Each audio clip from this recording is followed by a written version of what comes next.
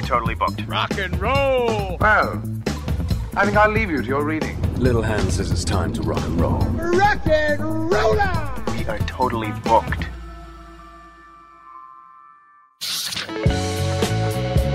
Welcome back to Booked on Rock, the podcast for those about to read and rock. Online at bookedonrock.com, exclusive videos, blogs, links to all of the social media sites, including Facebook, Twitter, Instagram, and TikTok. You can find every episode of Booked on Rock there, along with links to your favorite listening platforms. New York Times best-selling author Alan Paul is this episode's guest to talk about his new book, Brothers and Sisters, the Allman Brothers Band and the inside story of the album that defined the 70s.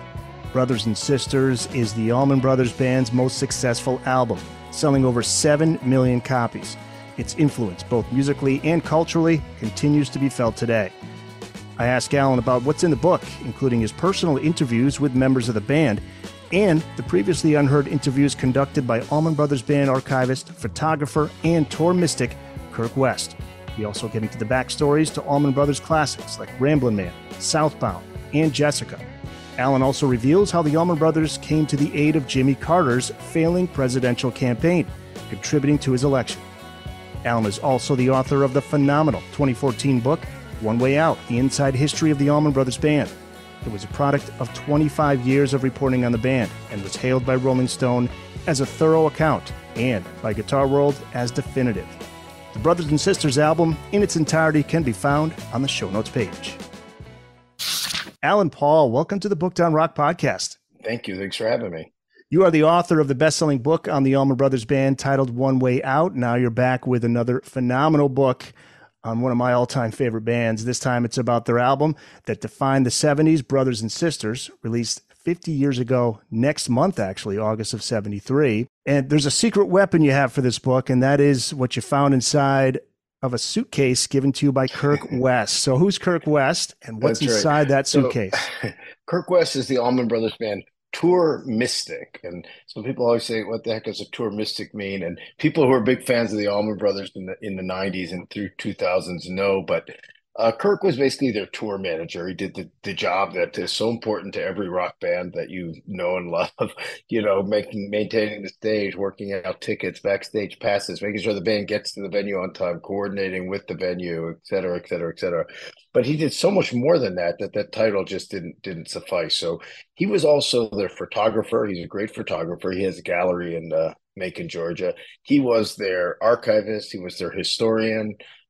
He was the guy who bought the big house at 2321 Vineville Avenue in Macon, which had been their group house in 1970 to 72, and then was just sort of a house in Macon.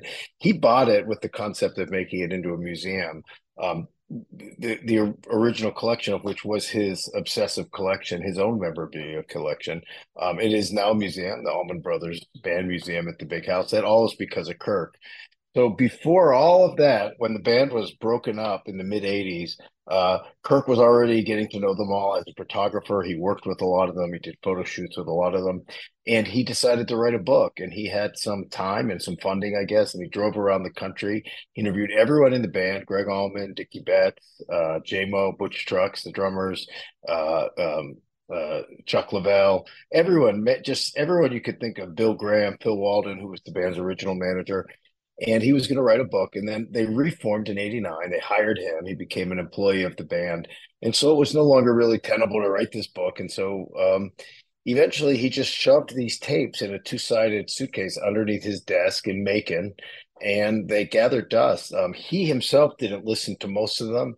He was the publisher for a bunch of years of Hit in the Note magazine, which was a great sort of Allman Brothers fanzine that became something more than an Allman Brothers fanzine, covered this whole world of music. And Hit the Note did use some of these tapes for some features, but very few. So most of them really nobody had ever listened to. And after I had already signed the contract and was starting work on the book, Kirk said, "Hey, would you like to use my tapes?"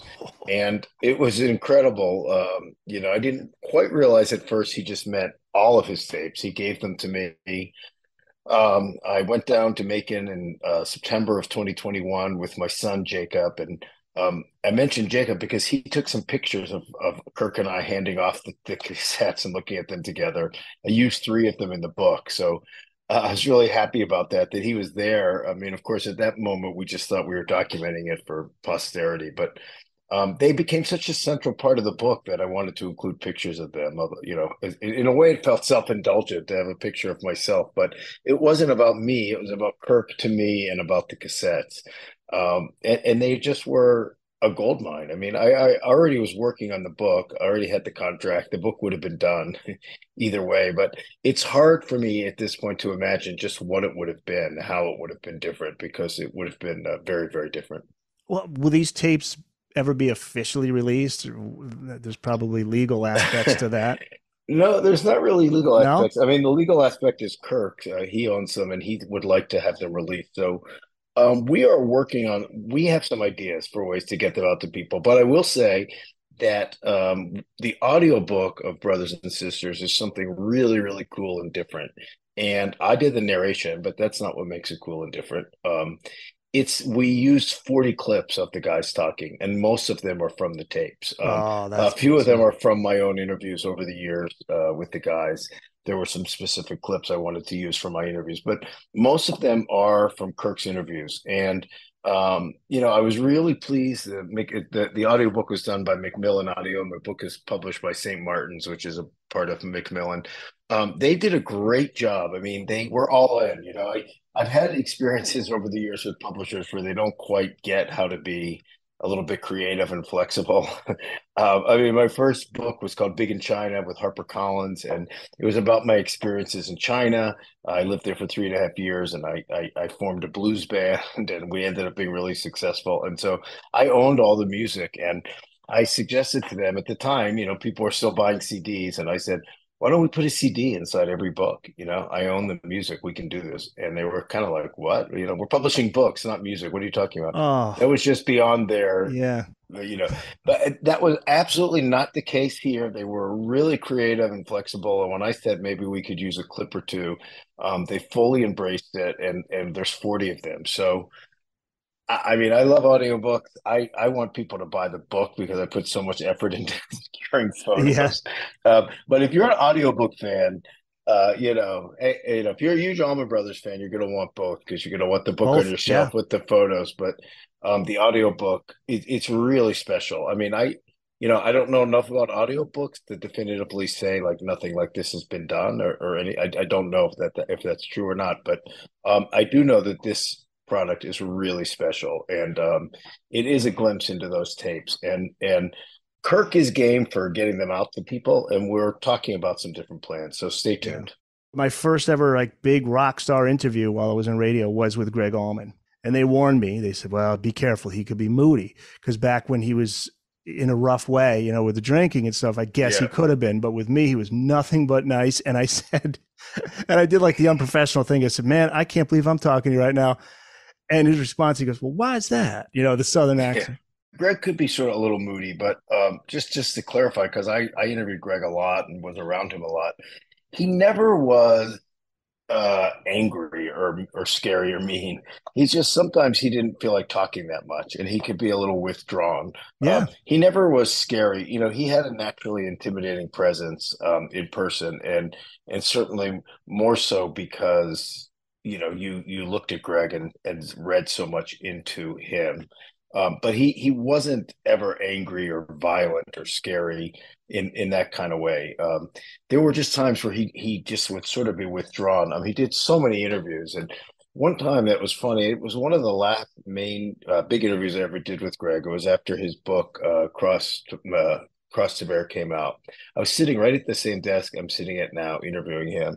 My little dog, who I just locked out of the room, I have a 8.5 pound, I think she's a Morkie. She's a pound dog. She was sitting at my feet sleeping and talking to Greg on the phone. And Greg was in one of those moods where I wasn't getting much out of him. He was sort of giving yes and no answers. And at some point, I guess somebody came to the door or something, and my dog starts barking, yapping like crazy. So I'm so embarrassed. I mean, I'm talking to Greg Allman, and here's my dog barking. But Greg perked right up and he said, "Hey, what kind of kitty you got?" And I had heard him. We had talked about dogs before. I had seen him with his dogs. He had little dogs like that, and he called them kitties. So I said, well, I think she's a Morkie. And he said, well, I have Morkie. And we started talking about that. And I said, Greg, I know you have a Morkie and little dogs. And when people make fun of me for having a little dog, I always say, hey, Greg Allman has little dogs. Yeah, there you And go. he loved that. He just cracked up and he said, well, I used to have big dogs. I used to have a Saint Bernard, in fact, and they're not that practical if you're a musician on the road. And he said it was BB King who told me one time, "You ain't never experienced the love of a dog until you have one that can sleep in the crook of your arm." Ah, And so I've quoted that repeatedly. So I said, Greg, now I can not only say Greg Allman has little dogs, I can say Greg Allman has little dogs because BB King told him to have little dogs. I'm good. I'm golden. yeah, And he loved that, and we had a good laugh. And then the whole interview got better. that's what I He was gonna say. perked It gets up better from there. pulled him right out of that yes Yeah, no yeah, yeah. thing. So I yeah, love being from New England, just the southern, the accent, but also the terms. They were coming to play in Hartford, Connecticut, and he says, "We'll be loaded for bear." yeah. All I those mean, terms. yeah, Yeah. Greg was very colorful in that way. Dickie, that's due to a certain extent. Although I think Greg more. I remember Greg saying, I remember talking to him about, the songwriting techniques and how he writes songs. And he said, I wish there was a pattern. Every song is different. Sometimes you have a song like Midnight Rider. That thing hit me like a sack of hoe handles. And, Yeah, that's in the book, right? yeah, it is. It is. And that was that quote and some other things like that. That's in One Way Out. That was part of what made me decide to do an oral history because I had so many great interviews with them, and I thought if somebody can just come up with lines like "it hit me like a sack of hoe handles," who am I to put my words in I their way? love that. Well, getting back to the book, you say to understand the events that occurred between the release of Brothers and Sisters and the band's demise in 1976, you have to understand the roots. You have to understand Duane and the band he led. So readers can get a detailed backstory in the book, but can you give us the abbreviated version of the band's backstory and where they're at by the time they start working on Brothers and Sisters? It's interesting. I mean, I laid that right out in I think that's like the preface you're reading there. And the reason I did that is because I was just trying to make clear right away to the readers. I mean, the book really is about the post-Duane band. It primarily covers the era from 1971, right when Duane died, until 1976 when they broke up for the first time. And so when I first started writing the book, I just kind of dove in and started there. And I realized at some point, well, everything I've written is cool, but there's no context to it. I mean, you can't understand that the suffering they were going through, for instance, until you understand what they had lost with Duane. And you can't understand what they had lost with Duane until you understand his significance in the band. You have to understand where it came from, how the band formed. So I started at the beginning. And, I just gave a little bit of history there. So where the band was is they had put out two albums, their self-titled debut in 1969. Didn't do much of anything, but they kept touring. They had money put behind them by their manager, Phil Walden, that kept them out on the road. They put out their second record, Idlewild South. It did a little bit better. It did make a little bit more of a mark, but it still really wasn't like a hit. They kept touring. They were out there. Their crowds were growing. They're playing the Fillmore East in New York a lot. They're playing the Fillmore West in San Francisco. Played some shows with the Grateful Dead. I mean, they're starting to build things. And then a couple of things happen. Duane records Layla with Derek and the Dominoes, i.e. Eric Clapton.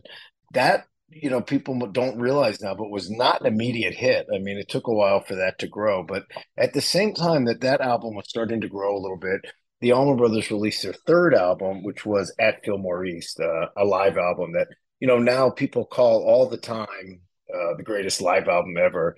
And it was greeted as a pretty big hit. And it was a pretty ballsy thing. I mean, for a band who had put out two not really popular albums to release a live double album is pretty audacious, really.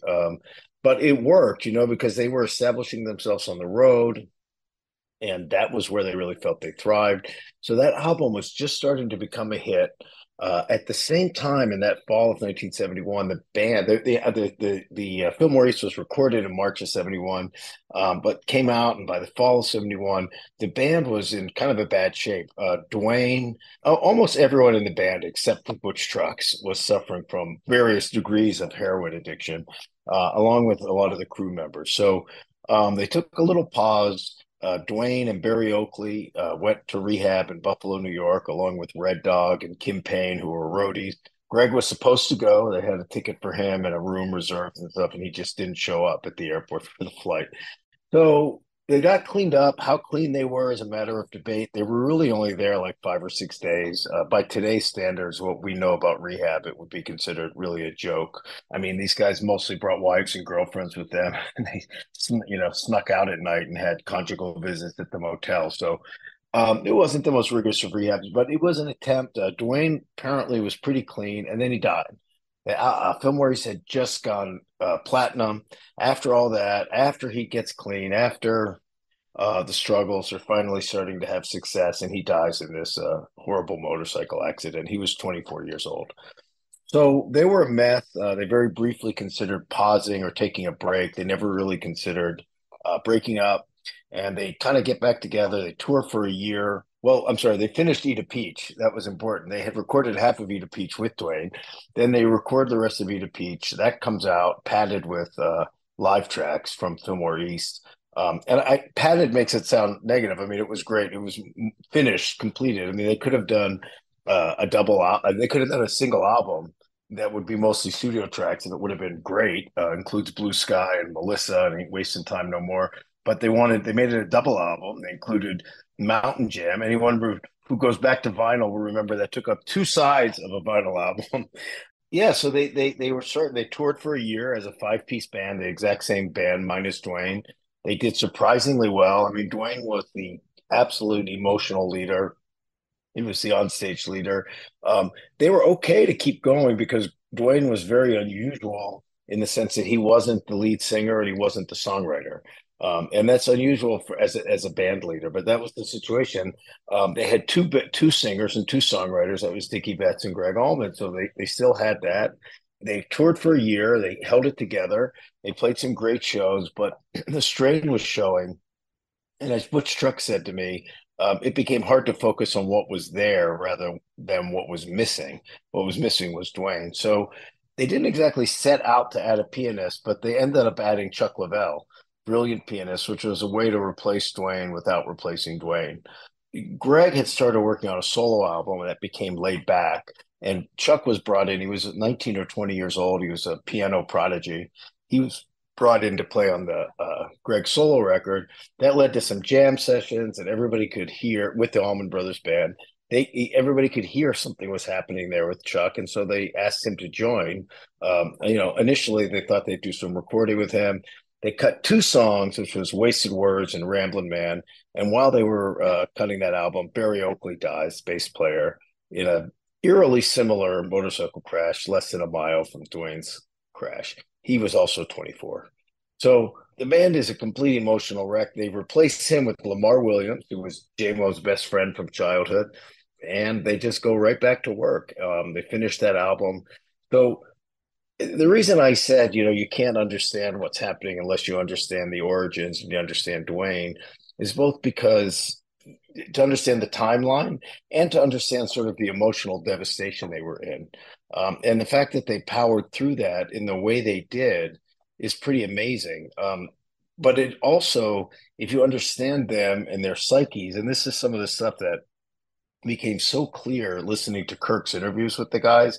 It wasn't just the parts of Kirk's interview that I directly quote in the book, but just hearing them talk and learning so much about their state of mind and their interactions with each other was fascinating. And basically, it was the music. Everybody says, how could you play music? And the question was, as they saw it, how could we not? If they hadn't continued, if they hadn't been able to keep being creative, if they hadn't been able to be together and grieve together through the music, they weren't very good at openly grieving. They didn't really even talk about Dwayne that much. He was this hovering presence through all of them.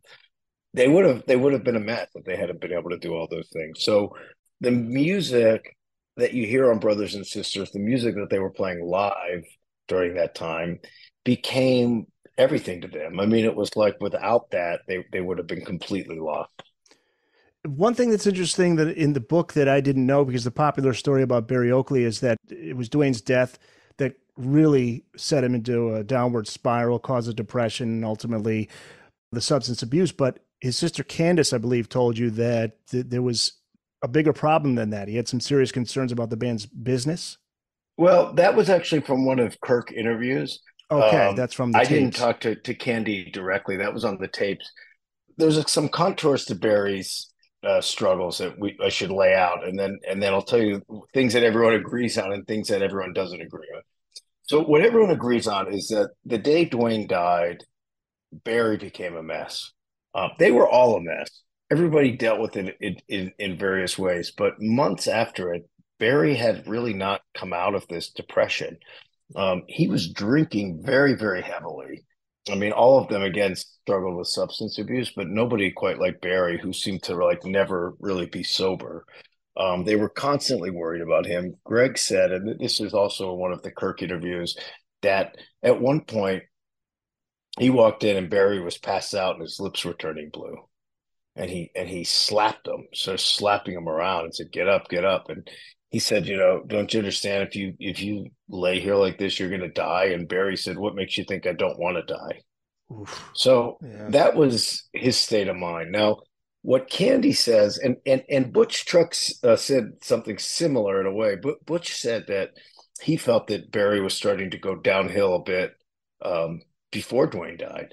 So the narrative has always been that it was Dwayne's death that put Barry into this horrible place. But Butch and to some extent Candy, Barry's sister, raised the point that he really wasn't in such a great place even before Dwayne died, and then that had put him over the edge. Candy says that Barry was obsessed with their business and that they were getting ripped off. Now, I assume that she's correct when she says that. I'm not doubting her. She felt that he became more and more depressed because nobody would listen to him and take him seriously. Barry and Dwayne were very much the leaders of the band. Dwayne was the leader of the band. Barry was sort of his lieutenant. He was the guy he spoke to all the time.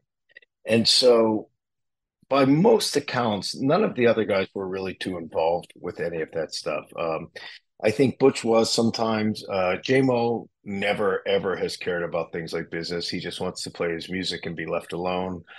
Greg was always in his own world, never really cared about those things. So Barry did find himself sort of without anyone to talk to about that. And he was becoming increasingly paranoid and negative about their business situation. Everyone sort of agrees with that. Candy points to it as being like the main source of his pain, that he had these insights and nobody was really listening to him. A little hard to say, but it's certainly true that was at least somewhat the case. And even Butch admitted it. And Butch said, he raised some good points, but we had come out of this period of depression ourselves and negativity, and we were trying so hard to move forward, to be more positive. And, he was just sort of dragging us back. And that's what we were trying to get out of. So none of them really wanted to deal with that and be a part of that, really focusing on the problems because they were trying so hard to move forward. And Greg Allman was creatively frustrated. Queen of Hearts was a song he offered for an Allman Brothers Band song, and they turned it down. Where was Greg's mind at creatively during this period?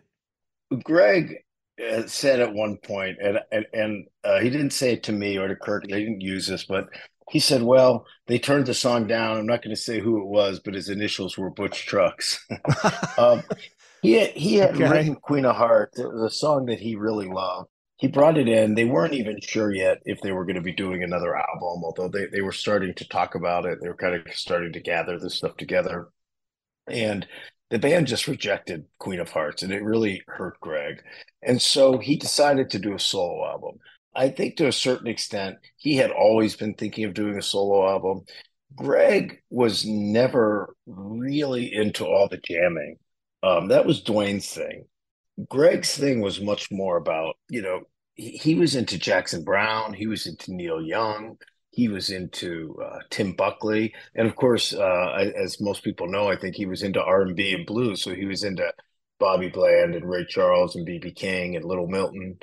And his concept a bit was to mix and match the two of those. And I think if that sounds obscure to you or to anyone, you could give a listen to Laid Back, which is his first solo record, and which is, again, heavily covered in this book. And I think you'll hear it and it makes sense.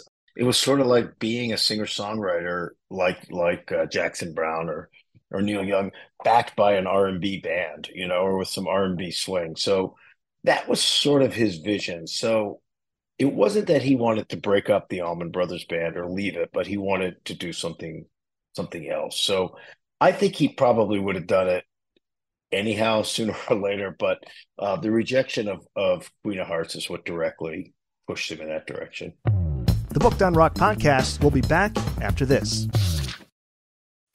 There's some great stories in the book, like Lamar cutting his finger.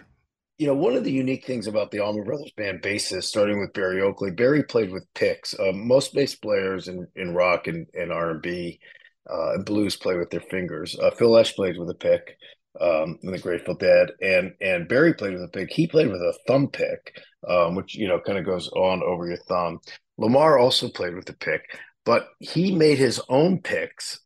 He liked to take Clorox bottles, and he would take a big knife and cut picks. He used these very large sort of triangular picks that he made himself from the necks of Clorox bottles. And he only liked the plastic in the neck for them, because if you pick up a Clorox bottle, you'll feel that the plastic is thicker.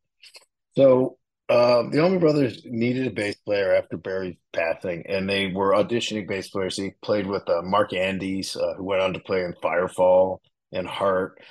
They tried out Kenny Gradney, who had just left Delaney and Bonnie and then would soon join Little Feat. They played with this guy, Stray Stratton, who was a friend of Dickie's, who would then be the bass player in his solo band. And they weren't quite sure who was even in the lead. None of them felt exactly right, although they were good musicians and whatever. So JMO said, "I'd like you to try out my friend Lamar." So they all said, sure. So Lamar came to town. He was up in New York at the time. He had been sort of kicking around. He was in Vietnam. His story is fascinating, and explored at length in the book, which was really a lot of fun for me to do. And before they went into the actual tryout, Lamar was making himself some of these new picks, and he slipped and he sliced his finger very badly. And JMO was really upset. I mean, JMO really, really wanted Lamar in the band. And he said, his exact quote to me was, "Oh, shit, that's exactly what we need," And he later said, I guess this is a quote from Marvin Gaye. Marvin Gaye said about James Jamerson, the famous bass player at Motown. He was one time drunk at a gig. He was sort of out drinking, and Marvin Gaye just wanted to do some recording. So they called in Jamerson, and they said, well, he's had a few drinks, I don't know if he should be the guy. And Marvin Gaye said, "I don't care if he's drunk and standing on his head. I want him to be the bass player." So that's what JMO said about Lamar. He said, "We were so worried about the thumb, but he could have been drunk and standing on his head and he would have been fine." So they were playing the songs, and Butch Trucks stopped things and he said, "Hey, do you know these songs? Have you ever played them?" And he said, "Well, I've listened to them, but I never played them." And he said, "Could you leave the room, please?" Lamar said, "Sure." So he left the room, and Butch said, "Listen, guys, he's never even played these songs, and he's playing them like he wrote them. Why don't we just end this charade and turn this turn this audition into a rehearsal?" And everybody agreed. I mean, and when I questioned a couple of the guys about that, and they all said, "Well, basically, of course we agreed. It was obvious. There was no questions about it." So that was it. Their search for a bass player was over. They called Lamar back in. They offered him the gig, and they started rehearsing.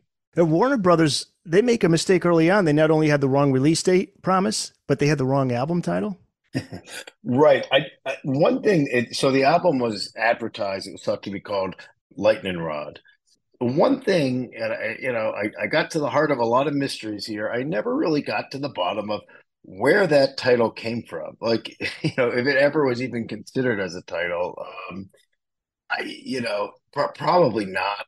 Maybe in passing, somebody once said it. I would guess. I doubt that somebody from Warner Brothers completely made it up. I don't think it was ever really seriously considered. And yes, there was confusion about the release date. It's not so much that they put out an early release date. It was that they kept saying they would get it done. And before they really knew it was going to be done, they advertised it. And so there were ads for an album that didn't exist. And it created a lot of confusion. The change from Lightning Rod to Brothers and Sisters, that comes out of the album cover image.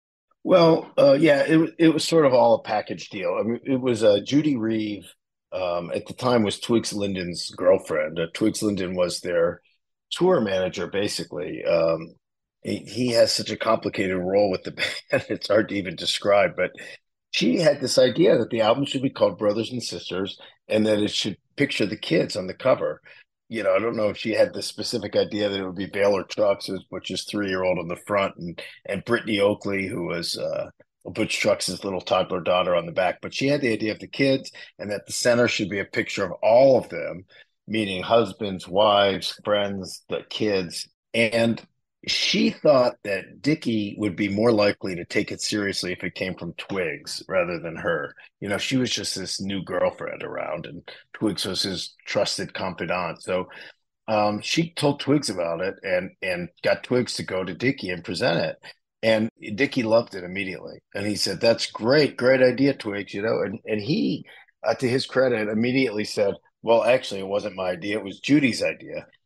And so that's what the title, the album cover, all came together as one concept. And if you look inside the album, she's credited. Dickie was so tickled by it that he insisted on crediting her. So it says something like "graphic concept" by Judy Reeve. Oh, that's great. So yeah. So it just shows it's always good to ask people their ideas and listen to other people's ideas, because nobody was like looking for Twigs, young new girlfriend, to come up with a title and a graphic concept, but she did.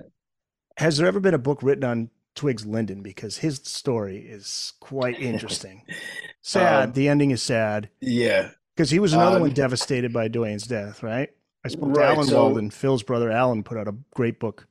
And Alan Walden was talking about the end there, where he intentionally, it was a skydiving accident. Yeah. So, okay, let me back up just a little bit. So Twigs was an extremely loyal employee of the band.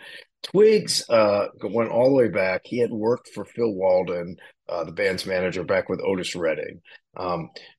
Twigs was dispatched from Macon along with Otis Redding's father and to identify his body after the crash. I'm just telling you that to give you an idea of just how close he was and how trusted.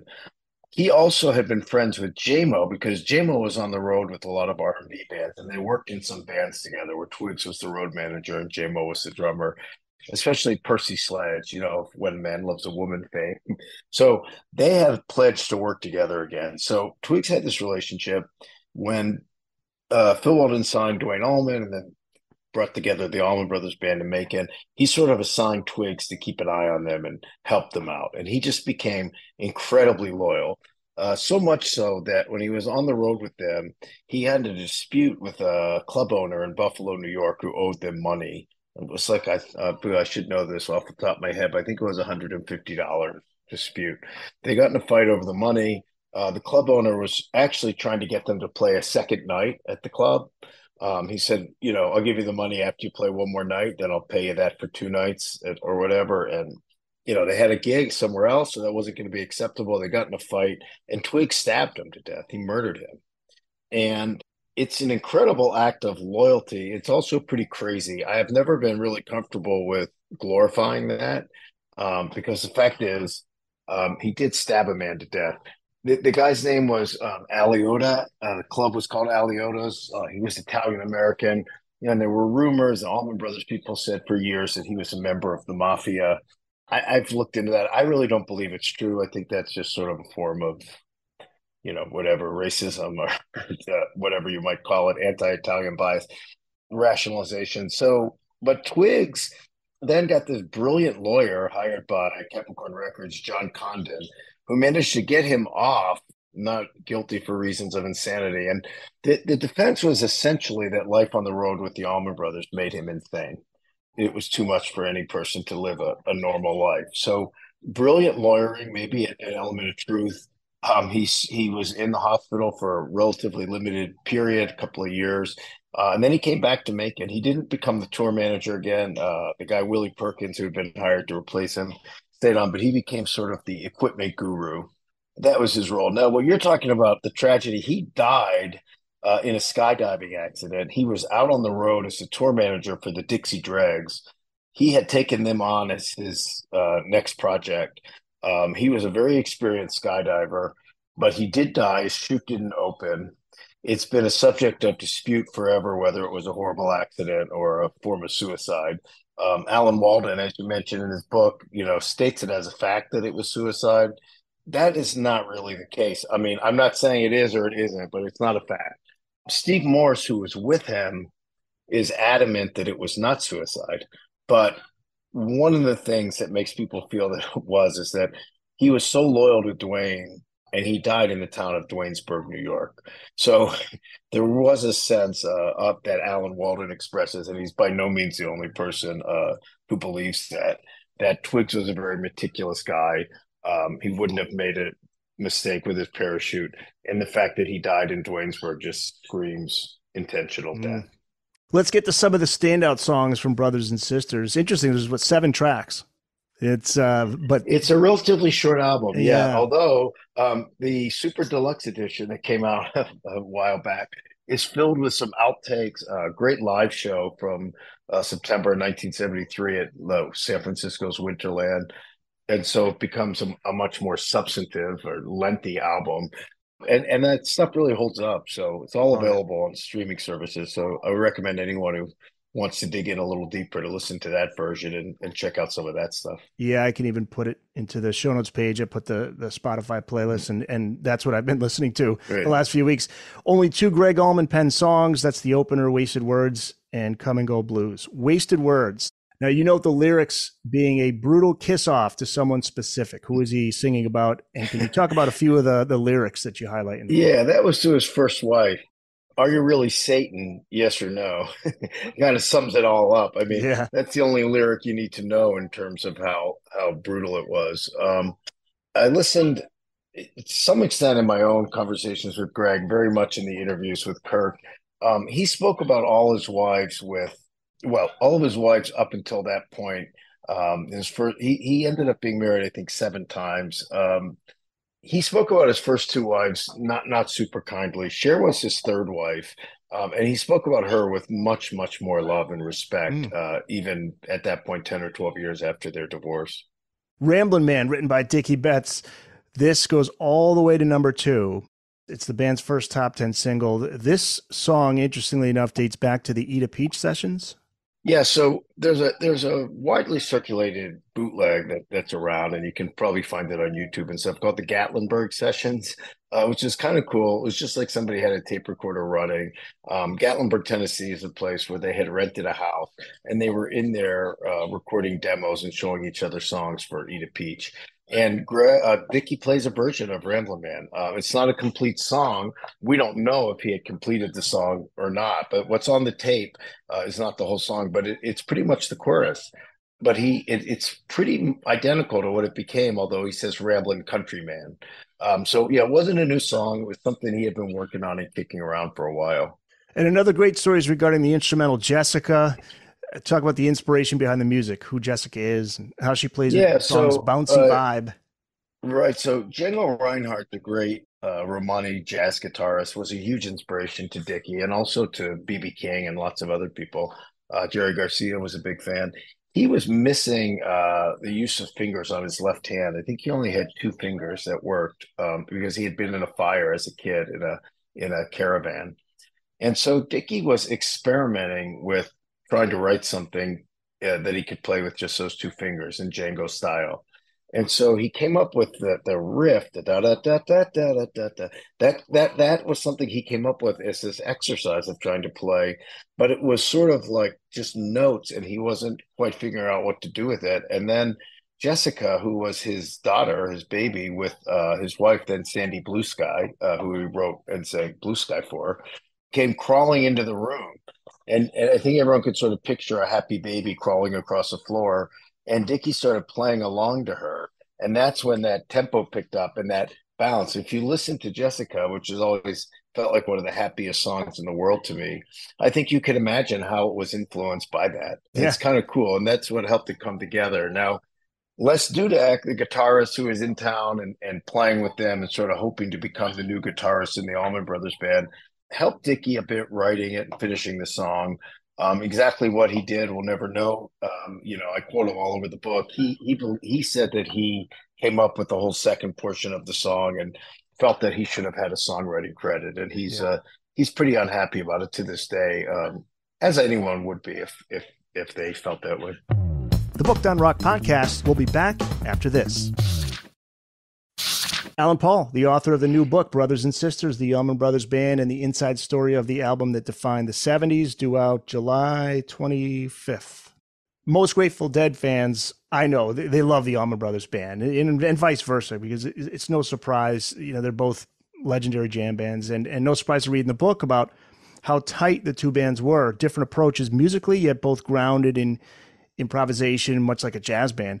And there's a lot of material in the book to dive into regarding these two bands and their history. You cover quite a bit. Can you share with us some of the similarities, both musically and personality-wise, too? Because Jerry and Dwayne were somewhat reluctant band leaders. Yeah, it's interesting. So musically, I think you covered it pretty well. I mean, as Dickie said, though they had similar concepts, they ended up sounding really different. For a variety of reasons, but I think mostly because the Allman Brothers, especially Dwayne and Greg, were really coming from an R&B background and a blues background. Garcia, especially Garcia, was really coming from a bluegrass and sort of a jug band. I mean, they had been a jug band before they became a rock band, so they were a little bouncier and lighter. They also got, of course, heavier into the psychedelics. I mean, the Allman Brothers are well known for their love of mushrooms and the logo and everything. But that was more of a marketing thing. I mean, not to say they didn't do that, but the Dead, of course, was formed at the acid test. I mean, that was really like a core part of their band from the very beginning. So there were differences, but they both, loved folk and blues and jazz, and they both like to improvise. So they had that similarity. As Dickie says in the book, they would go for a walk and see what happened, and we like to make things happen. But they did have this real kinship, and in the early days, it was a lot between Dwayne and Jerry. And yeah, that what you're talking about is they both like to say they were just members of the band, but they both were the leaders of the band, and everyone knew that. And I would say almost that they were the leaders to such an extent that they never had to say they were the leaders. It was just so understood. It didn't even need to be said. They didn't not say it because it wasn't true. They didn't say it because it didn't need to be said. Sam Cutler, who I interviewed at length for this book and who just recently passed away, rest his soul, had a good line. He said, Jerry on stage was a psychedelic fascist. And what he meant was that he was just firmly in control. He said he was in control of the Grateful Dead, just like Miles Davis was in control of his band. But off stage, he was hopeless. He didn't take control of anything. He just sat back. He didn't care about business much. He would just kind of get a kick out of watching other people fight. Dwayne was also more in control on and off stage, I think. So that's a way that they're similar and a way that they're different.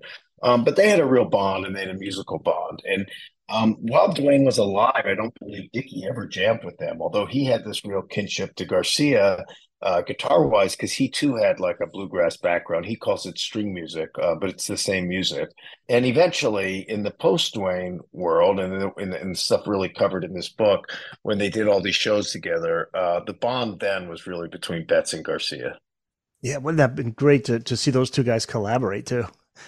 Yeah, and I have a couple of great pictures of them in here, and one of which I had really never seen before. I found doing research for this book. It's actually Jerry sitting in with the Allman Brothers Band in Gaelic Park, the Bronx, and you can see Dickie and Barry in the picture. So that was really cool, and they really really loved each other, and they had great collaborations together during this era.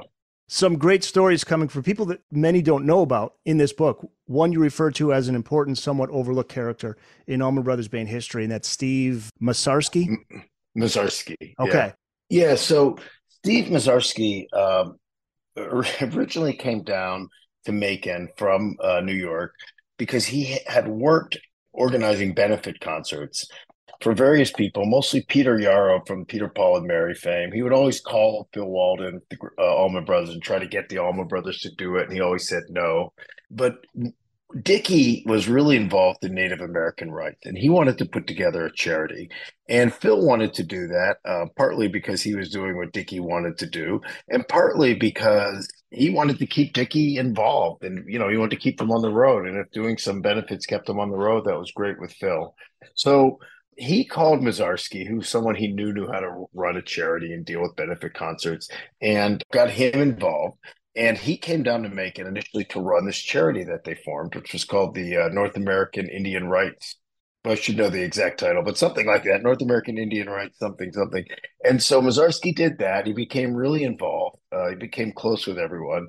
And then long story short, that sort of ran out of steam, and they folded that up, and Phil Walden very foolishly fired him instead of finding another spot for him in the organization. He had made this deal with Masarski that if he stayed down there, he'd pay for his law school at Mercer University in Macon. He was planning on coming back up here to the Northeast and going to Rutgers. So he really kind of screwed over Masarski, and that would turn out to be really quite a mistake for him. Steve had developed a good relationship with everyone in the band, especially Dickie, because he was really involved.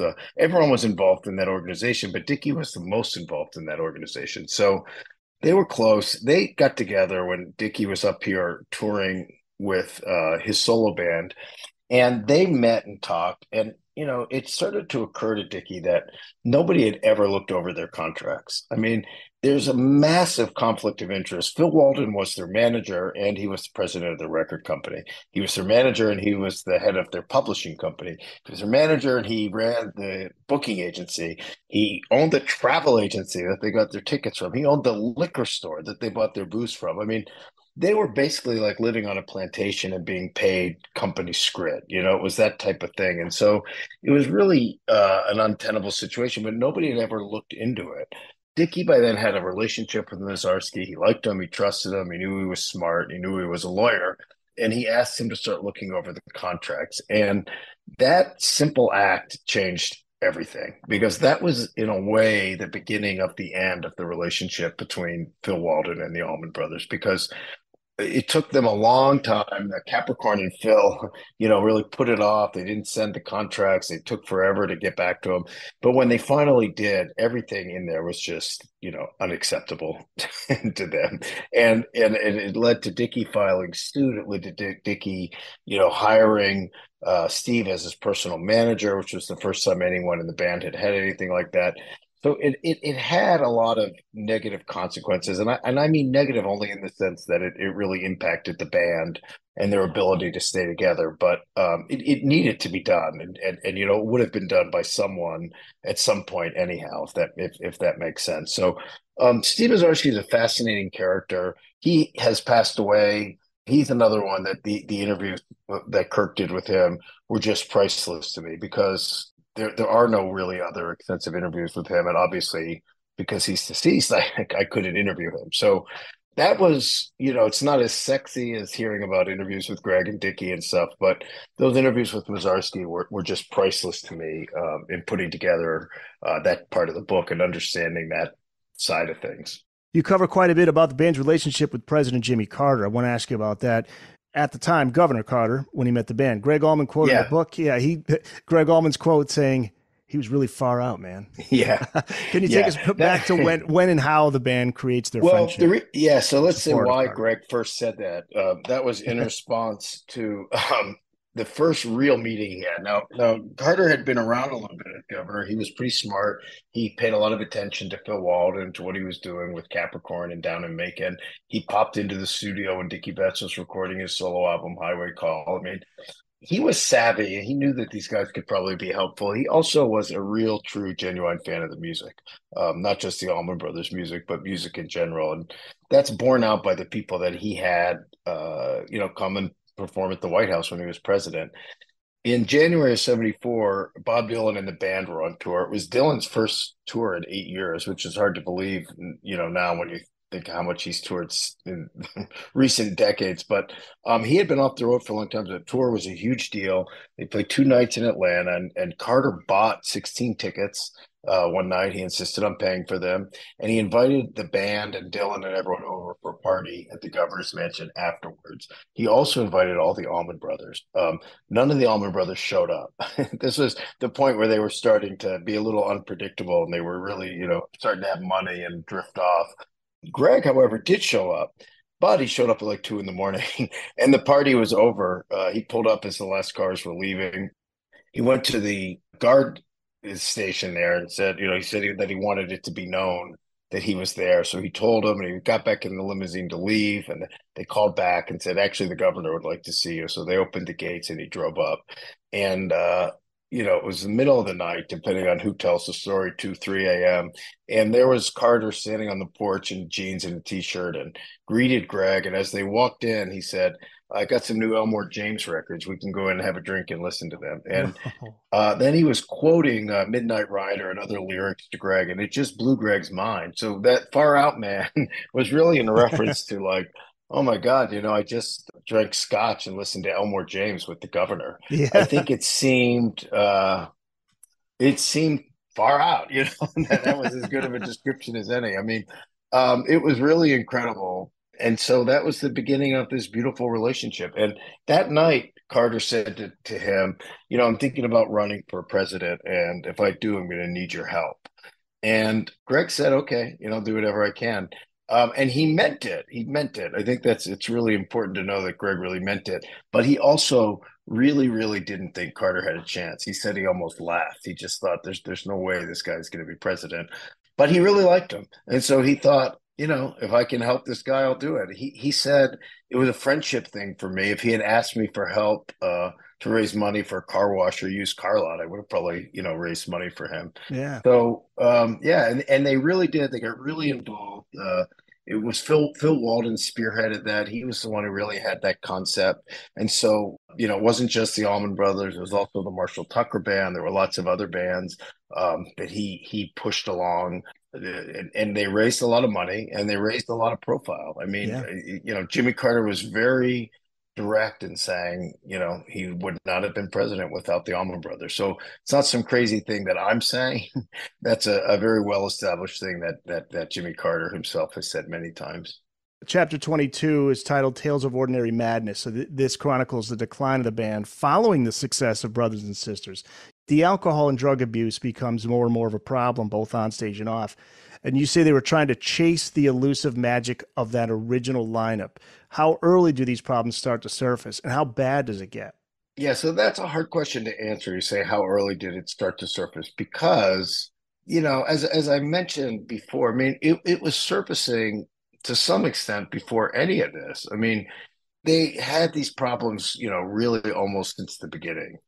Remember, just before Dwayne passed away, I mean, he was up in rehab in Buffalo. So, but the problems just kept getting worse. Now, what happened when they had more money is they had more access to everything. And in terms of chasing the elusive magic, it's interesting because J-Mo and Butch especially were the most eloquent and adamant in talking about this. And part of what that means is I think this is partly fact and partly opinion, and partly these guys agreed with it in the end. I mean, the music in this era was much, much better than they realized in the real time that it was.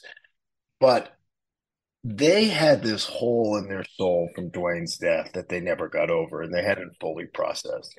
And Butch talked until the end of his life about the last night at the Fillmore, which there's no recording of, June 27th, 1971, several months after they recorded the live album. By all accounts, was like the greatest Allman Brothers show of all time. That was like they all called church. And there was no recording of it. There was a recording of the no, I'm sorry. I said that wrong. The last night was June 27th. It was the next to last night that there was no recording of, and that was the one where they played all night until the morning, and everybody always felt it was perfect. And Dwayne Butch in particular had this feeling of perfection. Everything was just that was like church. That was like being in heaven. You know, they had transcended their bodies, they had transcended their minds and thoughts, and they were just playing on the next plane. And he never had that feeling again, quite with the band. I mean, it was always a struggle. And so I think I mentioned earlier that before they added Chuck, they had a feeling that they were focusing on what wasn't there instead of what was there. And as good as the band got during this era, I feel like that was always a little bit of an issue for them.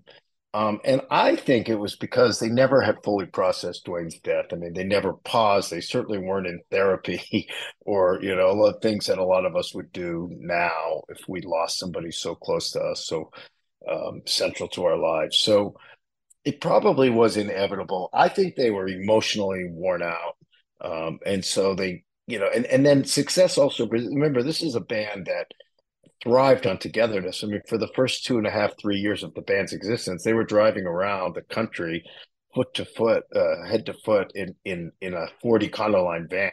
And then in a little Winnebago that was really probably for three people. I mean, they had extreme togetherness. And then they had extreme separation because they had so much money. You know, Bill Graham says in the book that one of the saddest things he ever saw was the Allman Brothers showing up in 5 or 6 separate limos to a show at Madison Square Garden. So it wasn't just the drugs, but it was everything. It was the drugs and the emotional distance and the breaking down from all those years and the fact that money allowed them to be separate and not talk to each other. And so it got to the point where this group of people who literally lived together and traveled around in one little vehicle were now living completely separate lives. And so it became harder and harder to bridge that gap. And obviously the substance abuse didn't help. But I think it would be too simple to just say it was the substance abuse alone. There are some moments during that period that stand out. And one is the live album, Wipe the Windows, Check the Oil, Dollar Gas from 1976. You end the book with a great story regarding an excited phone call you received from J-Mo. Yeah. We'll finish on this one. Yeah. Well, J-Mo told me he was giving some drum lessons to a son of a friend of his. And the kid was coming over to his house and he was teaching him some stuff. J-Mo kept calling him a kid. I don't know if the guy was like 12 or 50, you know, but he wasn't 50. He was a young person. And he kept coming over and they did some lessons. And then he came over one day with a Wipe the Windows CD. Now, Wipe the Windows was a bit of a discredited album. I remember when it came out. I mean, the band had already broken up. Capricorn was on shaky ground. It really had kind of a stupid name and silly art. There was no picture of the band. And it went right into the cutout bin. I mean, this was a thing in record stores, and things in cutout bins were a bit discredited, especially brand new albums. But that's because Capricorn was so desperate for the Allman Brothers money, they made way too many of them, and so the record stores had more than they could sell. So they cut the price, then threw it into the cheapo bin. And for all those reasons, nobody ever really took it that seriously. It wasn't well reviewed. I mean, you could look it up in the Rolling Stone record guides from the 80s, and it would say like 2 stars. You know, who needs this album when you have Ed Phil Maurice 4 years earlier? What a sad 5 years earlier. What a sad statement of how a band has fallen. That was the general feeling about it, and it really was by the band too. So this kid brings the CD over, and J-Mo says, why would you listen to that? You know, and the kid says, well, I've been listening to it. And it's really good. And so he goes, listen to it. So he puts it on and J-Mo listens to it and he couldn't believe it. That's when he called me up and he said, God damn, we were a good band. And, you know, with the distance now and with all those emotions removed that they felt bad, that they felt, he could listen to the music as music and appreciate really how good they were. Things ended badly in 76. And so it left them all with a bad feeling. And it was hard for them to appreciate, really what was happening in the band. And, That's part of why I felt like this era was due for a little bit of a re-examination. I mean, if J-Mo himself needed to be forced to listen to that record to realize how good they were, think how many fans have missed out on that. So, it was a pleasure to shine a light back on this, and it was a pleasure to talk to JMO. He called me today, and I spoke to him for about an Oh, hour. yeah? So, yeah, I love the guy. I say in the acknowledgments for the book, and I believe it. I'll say it again.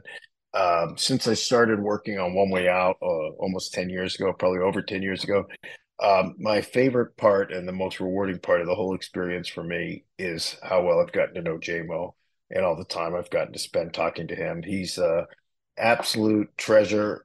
He's a American hero and just one of the most wonderful, wise people I've ever known, and treasure every conversation I've ever had with him. The book is out July 25th, Brothers and Sisters, the Allman Brothers Band, and the inside story of the album that defined the 70s, out through St. Martin's Press. Where can people find you online, Alan, if people want to reach out to you? Yeah, I'm on Facebook. It's just Alan Paul, author of a website, alanpaul.net. You can reach me there, and I'm on, Instagram, Twitter, and pretty much all the social medias except TikTok, maybe one of these days. So, go. I'm easy to find. Drop me a line. I love to hear from readers, and tell me that you heard me here. Always good to know. And I got lots of shows coming up. There's an appearance page on my website, alanpaul.net. So please pop over there. I'm going to be in Pittsburgh. I'm in Macon. I have a really special show in Atlanta, a really special show. That's July 28th, July 30th at City Winery, New York, with Dwayne Batts and Lamar Williams Jr. and Valor Trucks. You ought to come down for that. Yeah, it's you're going to be a busy guy. heck of a night. I'm going to be a busy guy and playing the 50th anniversary of Watkins Glen Festival in Canandaigua, New York. I'm hitting it hard. I only put out a book every 4 years or so, and it's my pleasure. I love to do these events. I love to talk to people, especially about the Allman Brothers and this book. So come out and say hi. Alan Paul, thanks so much. Thank you very much. Good to talk to you.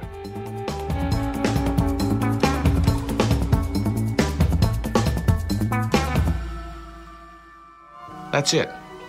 It's in the books.